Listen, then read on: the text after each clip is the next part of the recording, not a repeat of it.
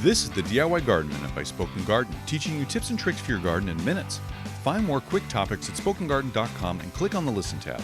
Today, I want to tell you 3 things you need to do to your container plants before you place mulch in and around them. Fall is here, and it's a great time to add mulch to the top of your containers to hold moisture longer and make more available for plant roots to take up, along with insulating plant roots from colder, freezing temperatures. But there are 3 things you need to do for each container before adding mulch. They are: 1. Reposition or transplant your container plants.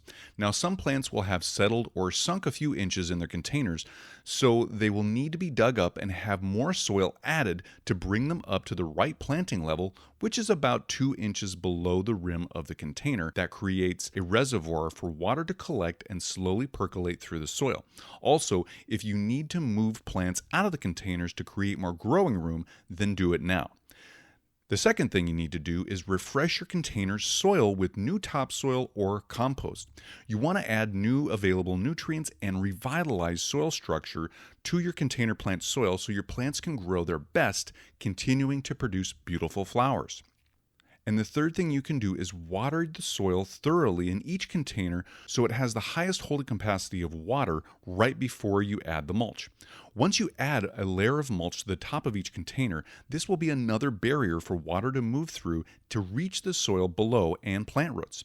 Watering beforehand will keep moisture readily available to plants while cutting down on any evaporation from the top of the soil. And this is until either the next rain or the irrigation water can be applied on a consistent basis. Now, to see how to do each of these tasks before you actually mulch your containers, you can head over to our YouTube channel to watch our upcoming video and see how to do each of these, and for more tips and tricks in your garden.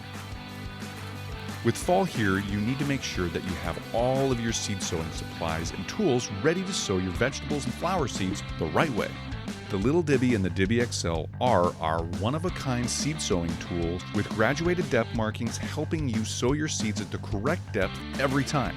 Find your perfect color of Dibby tool on our Etsy shop, on our Shopify store, or on Amazon. Links for each of these will also be in this episode's description. Happy gardening!